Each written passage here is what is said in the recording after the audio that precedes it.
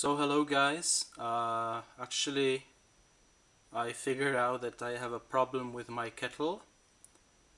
There's a little bit of water, I switch it on, the light's on, so the electricity goes inside, and now let's wait some time.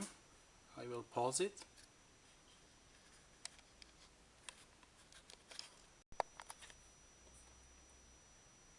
So about 10 minutes have just passed and nothing happened. The light is still on, as you can see, but it's doing nothing basically. So I would say that the kettle would boil the water within 2-3 minutes, and this is seemingly not working.